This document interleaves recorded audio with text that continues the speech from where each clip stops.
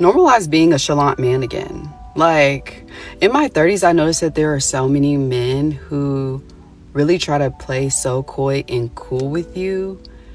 And, like, I just don't quite understand it. I don't know if it's, like, insecurity, like, not knowing, like, trying to avoid being hurt, and, like, protect their pride and their egos. I don't know what it is, but it's, like, a thing. And as for me, like, at this point, I'm 30. Like, I know exactly who I am. I know I'm that girl. I know exactly what I can bring to another person. So it's like, if you're deciding that you are going to try to act real, like, chalant about me, or just, like, try to play the field of, like, oh, I'm gonna act like I'm gonna be your friend and actually I'm wanting more from you, it ain't gonna work, because I will friend zone you so hard that you won't know what hit you. Like, what do you think this is? I don't have time for that. And all the mind tricks in the games. Like, no. And then now I don't trust you because you just, like, are actually being manipulative instead of stating your true intentions. Right? So, yeah, no, like, this one guy, he was really, I dapped him up. I think that made him upset. I dapped this guy up because you acting like you want a homie. And what's up? I dapped him up, and I think that made him upset. But, like, yeah, you want a homie? I'll show you a homie. I always wanted a brother. Yeah, that's what you're gonna get. You're not gonna know what hit you, because then I don't want you anymore. I am sweating. It is so hot in Texas. Do you see this? This don't make any sense. Woo-hoo. But yeah, bring back the chalant men, because I need you begging and pleading, crying in the rain over me. Real chalant. I don't do nonchalant. It don't work. It don't work. Shadow in the comments says, by the time most men get to their 30s and are established, they're tired of chasing women. Most are completely fine with pursuing a woman who has mutual interest, but the chasing phase is over. Problem comes with trying to identify women who are interested versus those who are looking for an experience, as it's not always apparent, which is very good when you think about women who continue to say that men are broke, you don't have any gold. Great. I don't want to provide an experience for you and you're not actually interested in me. That's what I mean when I call you a gold digger sometimes. I should probably communicate it better, but that's what I mean. You're looking for an experience. I'm at the gas station, and to my left is a man driving a Honda with pink car seats covers and a pink fuzzy steering wheel cover. And then he's pulling off now, and he's leaning back. Sit up so you can see who's hiring, and get the hell out of that girl's house and get that girl her vehicle back. Woman in the comments was like, I thought you were going to say that he tried to talk to you. We all did. But unfortunately, she's sitting up here not minding her business. There was somebody in the comments, a man said maybe that was his daughter's car. Maybe that was his girlfriend's car that he was trying to fill up with gas. And here you are, worried about what everybody else is doing. Do you ever think a guy is hot and then he has he, him in his profile? And then you're like, oh, okay, never mind. We've created a culture where we're putting influencers, boss babes, high value men on pedestals and then acting surprised when their shadow shows up. We're either tearing them down for being human, or we're excusing toxic behavior because we've over-identified with perfection. When we start to view people as good, bad, with no nuance, this fuels cancel culture and blind loyalty. There's this bizarre entitlement that's emerging, specifically amongst women. Being a woman automatically grants you the princess treatment, without self-awareness, without reciprocity or emotional regulation. Meanwhile, men are dehumanized while being asked to be emotionally available.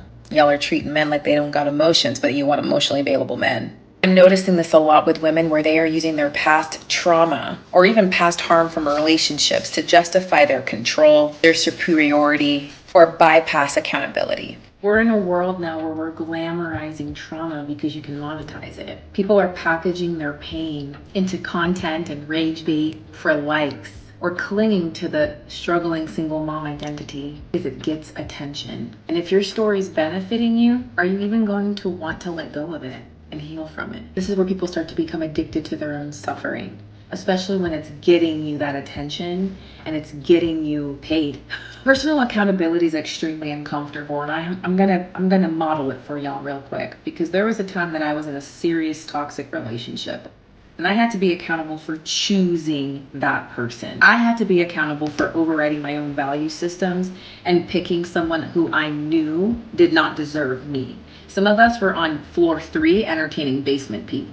And then when we get hurt, we're crying in victim. We're a victim. We had a part to play. I picked someone in my past who hurt me. I ignored the red flags, and there were a lot. I overrode my own intuition. That was on me. If we don't own that, we stay stuck, glorifying survival, but never truly healing. Self-agency restoration is crucial in trauma recovery. The shift from why did this happen to me and what can I change in order to move forward? Some of y'all don't want equality. You want to flip the power dynamics for control, but it's not healing, it's vengeance. And vengeance dressed up in empowerment is still trauma. Appreciate you saying this. I think a lot of men out there, they know that there's things that they can work on and there's things that they can improve. But when it's only one person, there's only one person that has to improve in the scenario and the situation. It's like, okay, I know what I have to work on. What are you doing? And it's the same thing in every other part of the relationship. Okay, I know what I have to bring to the table. What are you going to be doing? I know I have to provide and protect. If we have kids, I know that I have to work and bust my behind when you're pregnant to make sure that, you have your body healed. And when you're ready to go back to work, then it'd be a smooth and easy transition. I have to provide the structure for all of that. So once again, when you're asking me to build a house, or did I build a house, or did I change a tire? I can do that if necessary. A man would have to figure all of that out. But for you, you're expected to come in and nurture and take care of some things around the house. So what is it that you're doing? It's some real fine people on this app, no doubt. But it's something about opening a man comments and his bitch is already there saying shit like, come home, the back door unlocked. I can't bring myself to be one of them. I'm sorry. I ain't telling you shit. Matter of fact, I might block you because I hate to get attention. So this is why I am the way I am. Last month, I made a TikTok ranting about how much my nails and my toes were, right? And this month, this guy on TikTok messaged me. Mind you, I don't even know who this person is. Never met him, never slept with him, nothing. He was like, hey, it's about time for you to, get your nails done again, right? I'm like, yeah, I'm actually a little overdue. He was like, I want to get your nails done for you. Normally I'd be like, no, thank you. But I was like, you know what? Yeah, let's do it. So I got my nails done. And then with the rest of the money, I ran some errands, bought some things I needed, bought some plants. So yeah, that's why I am the way I am. I have this regular in Las Vegas when I was bartending. Again, never hooked up with this guy ever. Never even saw him outside of my job, but I haven't seen him in like 3 to 4 years, and time to time he'll message me like, Desi, how are you? Do you need anything? Do you want anything? What are you saving up for? What can I do for you? A lot of times I'm just like, no. Sometimes I'm like, I need this. My rent this month, paid for. Mind you, I've never slept with this guy either. Haven't seen him 3 or 4 years. My best friend in Vegas, he's 49 years old, and, even from him, food, flowers, money, just because. And that's why I am the way I am. And, oh my God, my mom and my sister, I am a grown woman. They still spoil the shit of me. And I love that for me. And this is just what I'm used to. You know what I mean? So, like, if people I haven't seen in a while and I've never even hooked up with just, take care of me this much, I know I expect that from someone I'm seeing on the regular, someone I've been intimate with, someone, I'm spending time with, because if they can do it, you can do it too. I know that's a Delulu way of thinking of things, but I feel like there is nothing wrong with that. There's absolutely no, if that's what you're used to, girl, that's what you need to find. Yeah, I mean, and yeah, and I know my relationships don't work out, well, for many reasons, but you know, another main reason is because I have these expectations because these people do this and I don't really see them that much or talk to them that much. And even strangers do these things. I feel like the person I'm talking to should be doing that tenfold. But I don't know, maybe I'm just delusional. I'm not, because plenty of men have done this for me. What the fuck am I talking about? I see where your logic is, but maybe they're paying for these things because they like you. And so they're saying to you, I would love to get to know you. You're secure with me. But yet you're on here bragging about not even liking them, not sleeping with them, not even wanting to be with them. Think of this as a discount. Oh, I got a man to buy me food and flowers. I got a man to pay my whole rent. I got a man to pay my nails. Think of it as a discount. It's a very nice discount, but your thinking is so limited on what a relationship actually is. Your thinking is so short term on what you're actually supposed to be doing. And in the long term, in the long run, as you said, your relationships have been failing for various reasons. Could this be one of them? I don't know. Your standards are way up there. You can have your little ice cream and your rent paid and make these videos and do all that stuff. I think personally it's going to be hard for you to get a relationship with this type of mindset. So I just came out of Kroger's to buy some groceries for next week. And I've got a question. God's had me in this period of isolation these last few months. So I just want to make sure I didn't miss the memo. So what is it with a lot of, I said a lot of, many of them, not all of them, black women in the grocery store, you look them right in the face and you say hello and they act like you didn't say anything. Am I missing something, or is there a memo that I did not hear about? This is Dr. Dex. Remember, Dr. Dex loves you. Once again, you have women in the comments talking about, we don't have to talk to men. We don't owe you a hello. We don't owe you anything. If y'all are acting like that, then men do not owe you protection. They don't. Period. Well, it's not exchange. Human.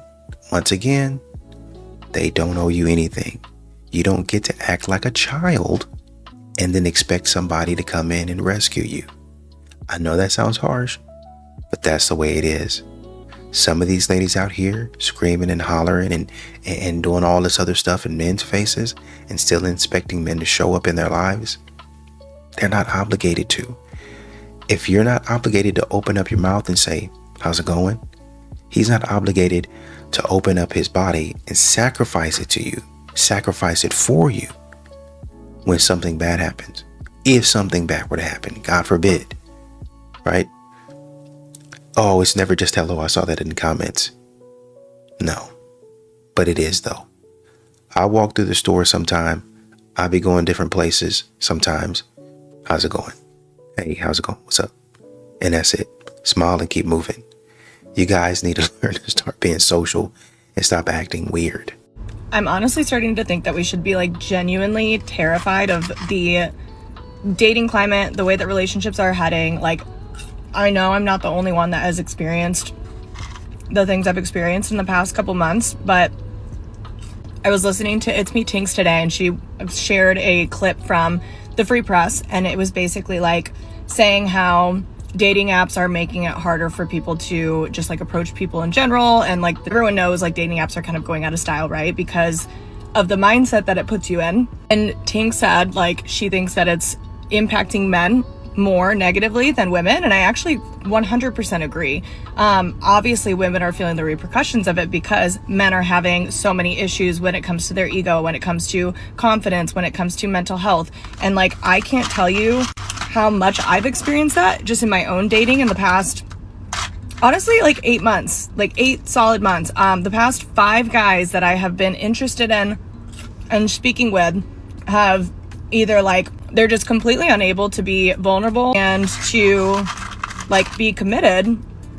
And to the point where like some people are even telling me like, I have mental health issues and I can't do this right now. And it's like, where's that coming from? Why are we in this position? And what do we do to fix it? Because I mean, obviously you can't just like flip a mental health switch, and it's starting to impact my mental health. So like, what do? Now I remove myself from dating because it's such a negative impact on my day-to-day. Like everything in my life right now is perfect except for dating. That is the only column that is an issue for me right now. So what am I going to do? I'm going to remove it from my life, which is also like just sad that I even have to do that. I can't even have an enjoyable dating experience because of, I don't know, how traumatized people are. I can't even enjoy like the amazing wins that I'm having in work right now, or enjoy my friends, my amazing friendships I'm forming, because I'm just like so emotionally drained from these dates. And I just want to shake some people. I have no solution. I'm just a victim to the cycle. I don't know. If anyone has any like solution to this problem, like I'm down. I'll sign the petition. Just let me know where it lives. I'm telling you guys, you're not a victim. You're going to have to start doing some real work out here in the dating landscape. Even if guys take 60% of the load, 70% of the load, you're going to have to take some accountability for the guys that you're picking. It's not just 5 guys. Those are the 5 guys that you picked to talk to, and none of them panned out. Why? If you can problem solve on the job enough to get a promotion, that tells me you have the capacity somewhere, even if you're not using it right now, to solve the problem of, why do I keep on running into the same guy? Frame it as a work problem. Why do I keep on running to the same challenge? And how can we remove this roadblock in order to get to the next level in terms of revenue, in terms of cash flow? If that's how you have to start thinking, then start doing that. But y'all got to stop talking about I'm a victim and blaming men for the stuff that you can control. I think being with an emotionally unavailable guy is better than dating an emotionally available guy, because you can break up with the emotionally unavailable guy because you're like, babe, you're not here. Okay, we're not going to get there. The hearts aren't going to intertwine. You won't let me be in your skin because you're afraid, and we got to stop this. So you're like, okay, we can end it because of that. You know, like now you know, like it's for that reason. But then when you date an emotionally available guy and you're like, weird, this isn't progressing. Weird, he isn't proposing. Weird, he isn't pulling out my IUD with his teeth. You kind of can't be like, it's because he's like not emotionally available. That's not an excuse. Because once I said that once to a guy, and I was like, yeah, because like you're just like not emotionally available.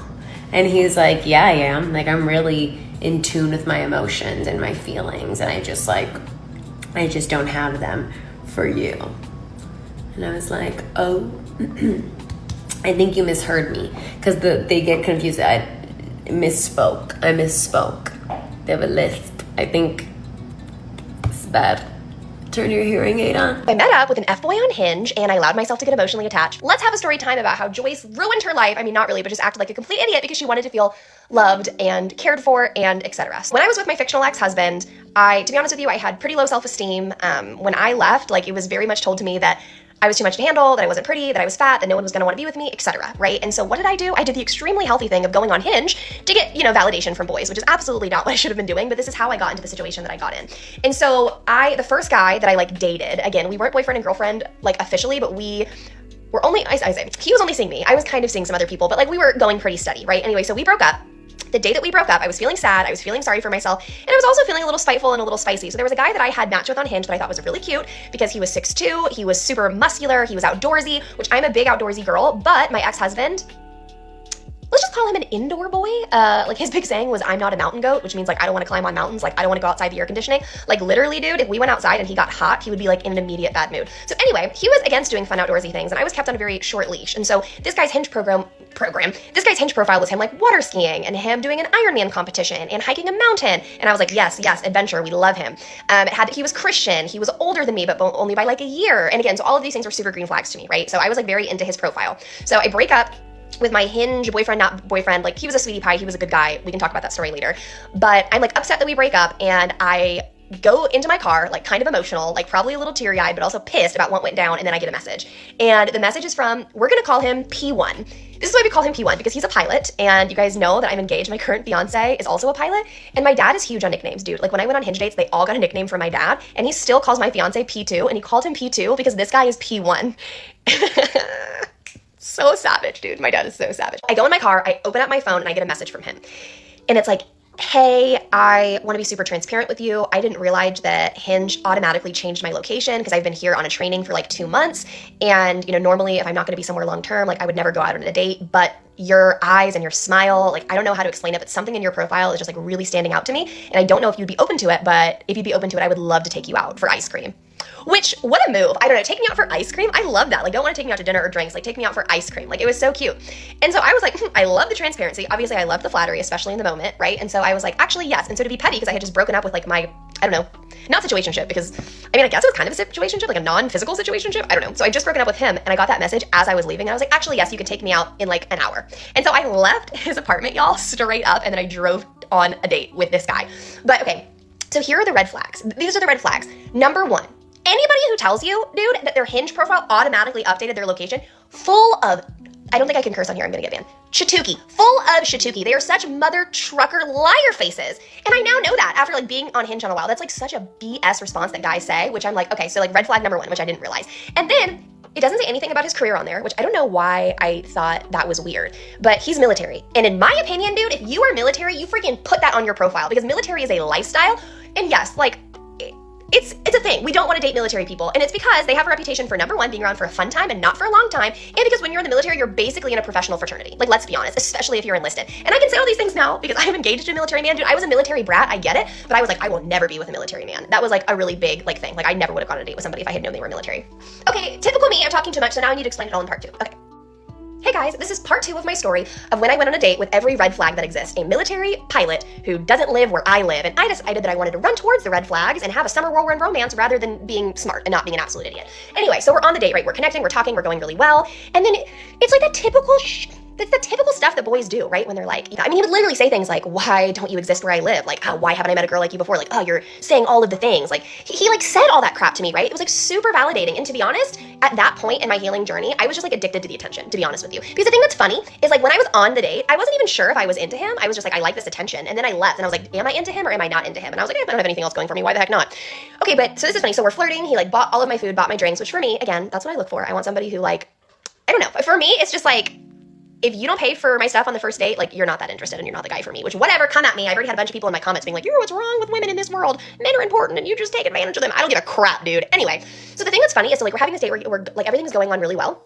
And then out of nowhere, I feel like I'm about to vomit. And I was like, oh my God. And I was like, okay, it's gonna pass. And I was like, it's not passing. And I was like, I sat there for a while, like pretending like nothing was wrong. And then I was like, okay, I have to go to the bathroom. Again, pretending like nothing was wrong. And I was like, I'm going to throw up on the floor on the way to the bathroom in front of this man. And I was like so terrified. And I almost did. I kept it and I went to the bathroom. And then of course I couldn't throw up, which was like really weird. So I go back and I start feeling sick again. And I'm like, oh my God, like what am I gonna do? I can't go to the bathroom again. I'm gonna look like a freaking psychopath. Which again, why do I care what this man thinks? I don't know. I'm so inherently broken at this point. So I was like, okay, well, I know I need to be heading home and I feel sick. And so I'm trying to like speed this date up. And he's like, well, let me walk you to your car. And I was like, okay. Why did I say okay? Because I was feeling sick, but I was like, okay, because again, I'm liking the attention and I want like every date to, this is such a toxic trait, but every date I go on, like I want it to be the best date that they've ever had. You know what I'm saying? So he walks me to my car and again, I'm like gonna throw up. And so then we go to the car and it's like the lingering. I say lingering, I'm doing like the hinge thing, not the hinge, the hitch thing, you know, where he goes like this with his keys, like Albert. But anyway, so I'm sitting there and we're like lingering, and he looks at me like in my eyes. And again, he's 6'2", 6'3", so I'm looking up, love that part. And he's like, can I kiss you? Or I think he said, do you want me to kiss you? Which is kind of a weird thing to say, but I said, oh, I think he did. He looked at me and he like leaned forward and he goes, do you want me to kiss you? Which is funny because I felt like I was gonna vomit, but at this point I'm like, okay, I'm already here. And I said, sure. Anyway, and then he kissed me and it was a good kiss. It wasn't too much, it wasn't too little. And we kissed, I like pulled away. He was still like leaning towards me, which, you know, we love that. And he was just like, okay, like I will definitely talk to you soon. You know what I mean? So then I get in my car, guys, straight up. I live like really close to where I met him. As soon as I got home, I vomited all over my bathroom. And I was sick like all night. And so how lucky am I that I didn't vomit all over him? Like literally so lucky, but that's kind of a random part of the story. Okay, but this is where it gets good, and this is where I really want to get everybody's opinion. So he immediately sends me a message, which again, for me, important. Like if you don't text me as I'm driving away, and apparently we had talked about music or something, and he said, as promised, and he sent me music. And I said, thanks for sending it. I said, have sweet dreams when you get to them. And that's all I said. And then the next morning, I woke up and I waited a while, and then I texted him back like a heart, and I was like, oh, I really like this song. And then he sends me a novel. I am coming with receipts, and I need everyone's advice. Then freaking do what they say. And then in our girl brains, we make things up. Like if they're not into us, they tell us they're not into us. Or if they're gonna take advantage of us, they tell us they're gonna take advantage of us. And I have the receipts from the date from this man, and I wanna know what you guys think. I am coming in hot, I'm coming with receipts, and I need to know, am I an idiot? Or would you have also reacted in this way? Long story short, I go on a date with a guy on Hinge. He's super forward, he's super direct about how much he likes me. On the date, he makes it very clear that he's into me. He kisses me, he tells me he can't wait to talk to me again soon. He texts me like 5 minutes after I drive away. And then this is the message I get. This is the message I get. Also, for a little bit of context, all of the red flags. Number 1, he told me that Hinge changed his location without him knowing, and that normally he would never take girls out on a date if he didn't live there. Is that true? I think it's bull. Blah, blah, blah, blah. I think it's a whole bunch of baloney, fafoni, mamoni, but I want to know if that's actually true. So for the people that are on Hinge, is that true? Did his location change? Things to note. Number 1, he told me that Hinge automatically changed his location, and he didn't realize that. So that's like red flag number 1. Red flag number 2 is he's military. Red flag number 3 is he's pilot. Why did I do this to myself? So coming in with the receipts. I don't always have embarrassing Hinge stories, but when I do, I tell them on TikTok. He says, most importantly, thank you again for last night. Thoroughly enjoyed the time with you. Preaching to the choir here, but I would love your honest thoughts. I remain conflicted. I'd truly love to continue getting to know you, but also see building a relationship as beyond impractical. I'm across the continent until at least 2026. You have a great community, a rewarding job, and parent/free childcare all within a couple minutes of home in Dallas. Even if we decide to continue talking and spend time together over the next few months, that's the easy part. Eventual next steps would disrupt your whole equilibrium, and that's tough for me to reconcile. I'd love to spend parts of another weekend with you, just don't know if it's responsible/respectful of you, and want to ensure we're on the same page. Next message. Please don't worry about responding to that on any timeline. Just wanted to share thoughts before I work from 3 p.m. to 1 p.m. tonight. So, looking back, I feel like it's pretty clear that he was just looking, for someone to lay over on his layover, Okay, to be fair, he was an engineering major, right? And he's so right-brained and I'm so left-brained that I was just like, poor soul. He's so obsessed with me, he doesn't know how to handle it. I mean, kidding. But I was just like, and it read to me like he was getting super ahead of himself. That he was like already panicking that we were gonna really like each other and do long distance. And I'm like, well, obviously, if you meet someone immediately, you're not gonna wanna do long distance with them. But if you really like someone, you'd be willing to do long distance with them. You know what I'm saying? Also, important for the story, which I'm definitely gonna talk about because it's crazy, but his girlfriend that he dated for years, they were like basically engaged, gonna get married. They were long distance and he broke up with her because he considered cheating on her. Not because he actually cheated on her, because he considered it. And then she married someone else and then he wrote her a letter about how she was the love of his life. Crazy. But anyway, I'm like, he's getting way too far ahead of himself. I think we just need to hang out and see where things go. You know what I'm saying? But when I was reading it, it felt like very me focused. He was like, if we continue to date, it's going to disrupt your whole equilibrium. Like when I was reading this and being an idiot, I was just like, he's worried that it's going to disrupt my life. It's not that he doesn't want to do it. He's just worried how I will respond to it. So I was like, he's getting a pulse check to see if it's something that I'm cool with. That's what I thought he was doing. Plus he responded like, please don't worry about responding on any timeline. I just wanted to share, my thoughts. And I was just like, oh my gosh, this is like, what an open communication king. You know what I'm saying? So I respond. So I think it's fine to have whatever you were having. I mean, you were single at the time. But I think some of the details that you're describing right now, you should probably leave out because you have a fiance.